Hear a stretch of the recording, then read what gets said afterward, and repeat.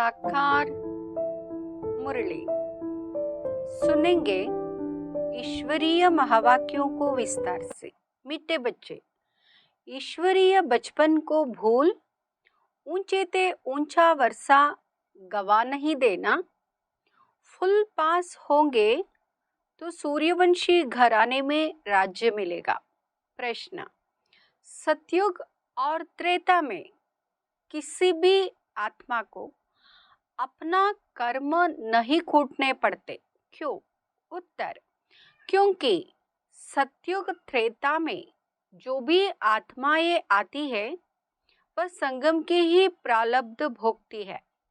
उन्होंने संगम पर बाप द्वारा ऐसे कर्म सीखे हैं तो 21 जन्म तक उन्हें कोई कर्म कूटना ना पड़े। अभी बाप ऐसे कर्म सिखलाते हैं जिससे आत्मा कर्मातीत बन जाती है, फिर किसी भी कर्म का फल दुख नहीं भोगना पड़ता है। गीत है बचपन के दिन भुला ना देना। ओम शांति। बच्चों ने मीठा मीठा गीत सुना। बेहद का बाप बच्चों प्रति समझा रहे हैं। परमपिता परमात्मा उसको ही कहा जाता है जो श्री श्री यानी श्रेष्ठ ते श्रेष्ठ है। कहते भी है शिव भगवान उवाच अथवा रुद्र भगवान उवाच। रुद्र परमपिता परमात्मा को ही कहा जाता है। तो परमपिता परमात्मा इस शरीर द्वारा अपने बच्चों को समझा रहे हैं। ऐसे और कोई मनुष्य साधु संत आदि नहीं कहेंगे कि तुम आत्मा हो। तुम्हारा परमपिता इस मुख कमल से बोल रहा है। कहते हैं गांव मुख। अब पानी की तो कोई बात नहीं। बाप है ज्ञान का सागर। श्री श्री 108 रुद्रमाला व शिवमाला है ना। तो पहले पहले यह पक्का निश्चय करो कि बाबा हम आत्माओं को पढ़ाते हैं। आत्मा ही संस्कार ले जाती है। आत्मा ही पढ़ती है आर्गन्स द्वारा। आत्मा खुद कहती है मैं एक शरीर छोड़ दूसरा लेती हूँ। भिन्न भिन्न नाम रूप देश काल। सतयुग में पुनर्जन्म लेता हूँ तो नाम रूप बदल जाता है। यह आत्मा बोलती है। सतयुग में हूँ तो पुनर्जन्म भी सतयुग में होता है। अथवा बाप समझाते तुम स्वर्ग में हो तो पुनर्जन्म वहाँ लेते हो, फिर नाम रूप बदलता जाता है। बाप निराकार शुभाबा इस रथ में आकर समझा रहे हैं बच्चे अब तुम हमारे बच्चे बने हो। तुमको बहुत खुशी छड़ी हुई है। हम बेहद के बाप से वर्षा ले रहे हैं इस ब्रह्मा द्वारा। आत्मा कहती है मैं इस शरीर द्वारा बैरिस्ट्री अथवा डॉक्टरी का पाठ बजाती हूँ। हम आत्मा अशरीरी थी, फिर गर्भ में आकर शरीर धारण किया है। बाप कहते हैं मैं तो गर्भ में नहीं आता हूँ। हम ऐसे नहीं कहेंगे कि परमपिता परमात्मा एक शरीर छोड़ दूसरा लेते हैं। नहीं, तुम लेते हो। यह दादा लेता है। इस आत्मा ने 84 जन्म पूरे किए हैं। यह आत्मा अपने जन्मों को नहीं जानती थी। अब 84 जन्मों को जाना है। आत्मा ही कहती है मैंने सूर्यवंशी घराने में जन्म लिया, फिर पुनर्जन्म लेते आए, फिर चंद्रवंशी घराने में जन्म लिया, फिर पुनर्जन्म लेते लेते सतयुग त्रेता द्वापर कलयुग में आए। आत्मा कहती है द्वापर में हमने बाप को बहुत याद किया। परमपिता परमात्मा के लिंग रूप की पूजा भी की।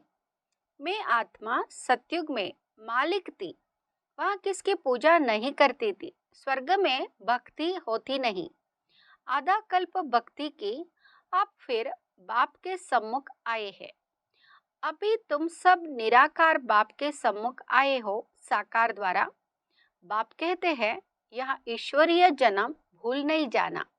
कहते बाबा यह तो बड़ा मुश्किल है। अरे मुश्किल क्या बात है। तुम आत्माओं का बाप मैं हूँ।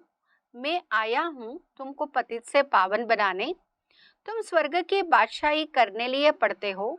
ज्ञान के संस्कार मुझ परमपिता परमात्मा में है, इसलिए मुझे ज्ञान का सागर मनुष्य सृष्टि का बीज रूप कहते हैं।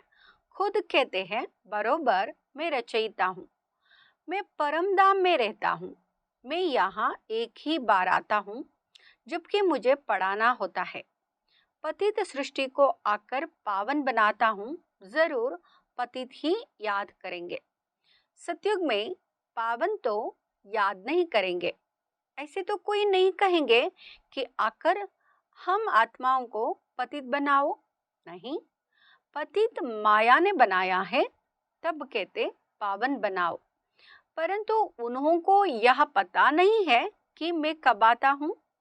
मैं आता ही हूँ संगम पर, और कोई समय नहीं आता हूँ, अभी आया हूँ। तो मीठे बच्चों ने हमारी गोद ली है, जानते हो बाबा फिर से प्राचीन राजयोग सिखलाते हैं, जिससे भारत पावन बनता है। यह है निराकार ईश्वर की पाठशाला। निराकार बाबा कहते मैं इस तन में आता हूँ। यह ब्रह्मा तुम्हारी बड़ी मम्मा है। वह मम्मा सरस्वती जगदम्बा है, ब्रह्मा की बेटी। बड़ी मम्मा पालना तो नहीं कर सकती, इसलिए वह जगदम्बा मुकर्रर रखी है। इसके शरीर को जगदम्बा नहीं कहेंगे, यह माता पिता है। यह ब्रह्मा माता भी है। वर्षा माता से नहीं मिल सकता, वर्षा फिर भी बाप से मिलेगा।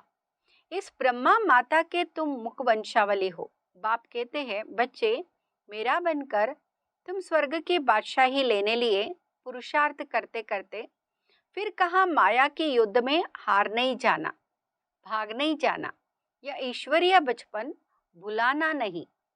अगर भुलाया तो रोना पड़ेगा। तो बीके सरस्वती, जिसको जगदम्बा कहते हैं, वह पालना करने निमित्त बनी हुई है। यह ब्रह्मा पालना कैसे कर सके?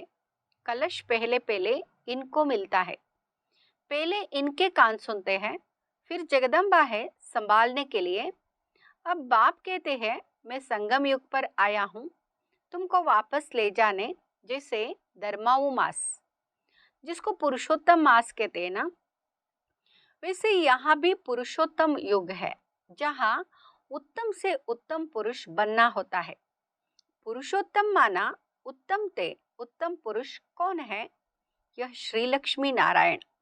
यह नर नारी ऊंच ते ऊंच कैसे और किस द्वारा बने? बाप कहते मेरे द्वारा। मेरा नाम भी है श्री श्री, श्रेष्ठ ते श्रेष्ठ। ऐसा श्री नारायण जैसा मनुष्य मैं बनाता हूँ, पतितों को पावन बनाता हूँ, जिससे फिर ऐसे लक्ष्मी नारायण पुरुषोत्तम और पुरुषोत्तमिनी बनते हैं। बाप कहते हैं बच्चे देह सहित देह के जो भी संबंध है सबको भूलते जाओ, मुझ एक के साथ योग लगाओ। तुम कहते हो हम बाप के बच्चे बने हैं, बाप के स्थापन किए हुए स्वर्ग के हम मालिक बनेंगे। बाप कहते हैं मामेकम याद करो। यह है आत्मा की अथवा बुद्धि की यात्रा। धारणा सब आत्मा को करती है, शरीर तो जड़ है। आत्मा के प्रवेशता से यह चैतन्य बनता है।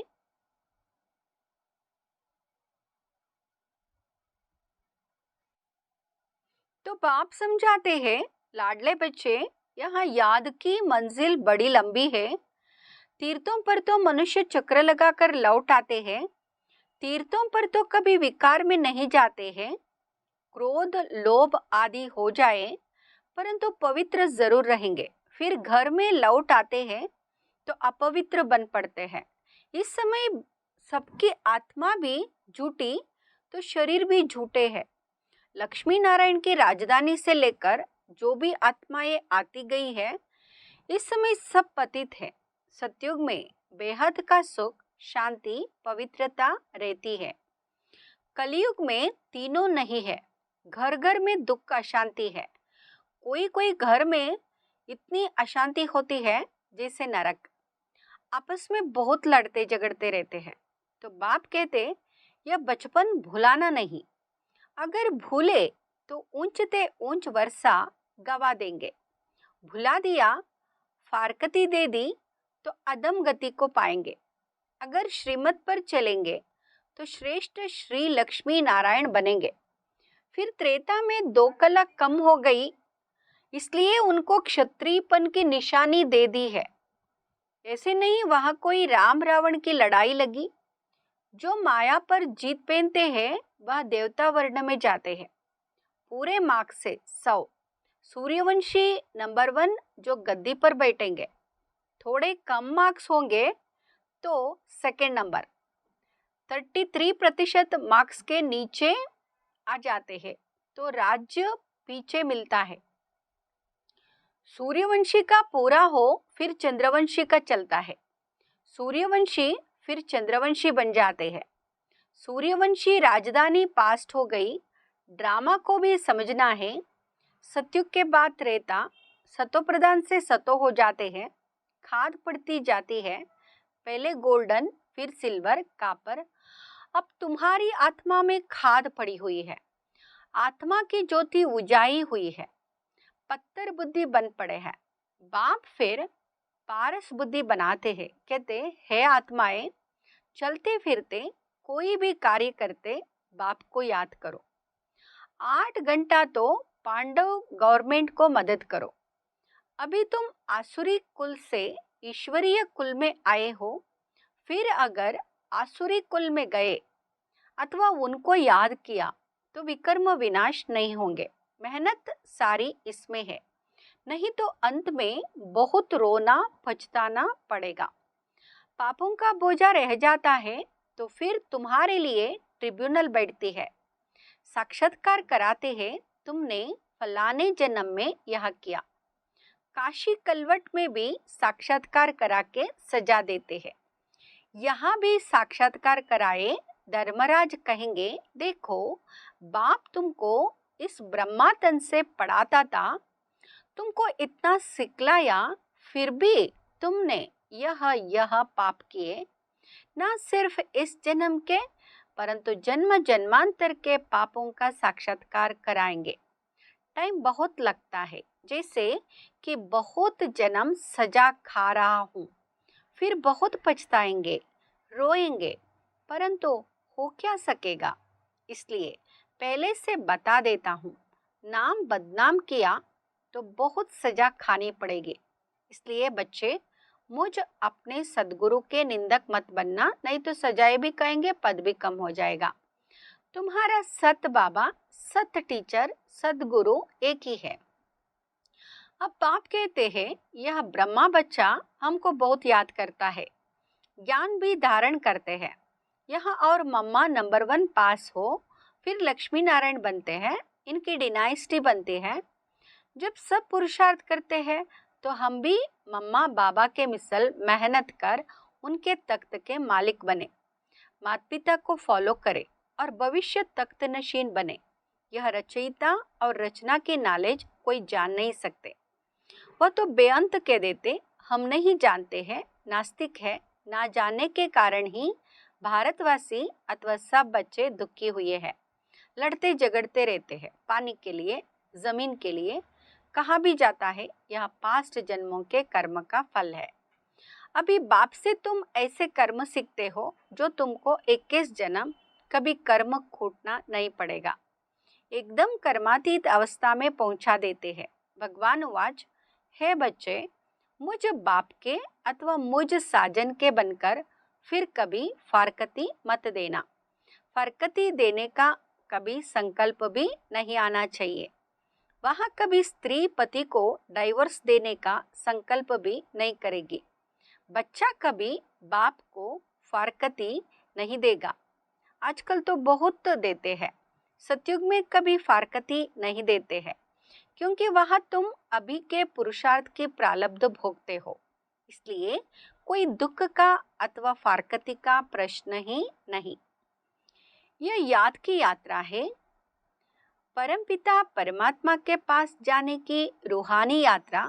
निराकार बाप निराकार आत्माओं से बात करते इस मुख द्वारा। तो यह गांव मुख हुआ ना। बड़ी माँ है, तुम हो मुखवंशावली, उनसे ज्ञान रतन निकलते हैं। बाकी गांव के मुख से जल कैसे निकलेगा। बाबा इस मुख द्वारा अविनाशी ज्ञान रतन देते हैं। एक एक रतन लाखों रुपयों का है, जितना तुम धारण करेंगे। मुख्य है मनमनाभव। यह एक रतन ही मुख्य है। बेहद का बाप कहते हैं, मुझे याद करने से मैं बेहद सुख का वर्षा देने लिए बांधा हुआ हूँ। जब तक शरीर है मुझे याद करते रहो, तो तुमको स्वर्ग की बादशाही देंगे, क्योंकि तुम आज्ञाकारी वफादार बनते हो। जितना जो याद में रहते उतना दुनिया को पवित्र बनाते हैं। याद से ही विकर्म विनाश होते हैं। बच्चों को माया घड़ी घड़ी भुला देती है, इसलिए खबरदार करते हैं, कभी बाप को भुला नहीं देना। मैं तुमको लेने आया हूँ। सत्युग से फिर नाटक रिपीट होगा। मैं सत्युग का मालिक नहीं बनूंगा, तुमको स्वर्ग की राजाई देता हूँ। मैं फिर आधा कल्प वानप्रस्थ में बैठ जाऊंगा। फिर आधा कल्प मुझे कोई याद नहीं करते। दुख में सभी याद करते, सुख में करे ना कोई। अच्छा,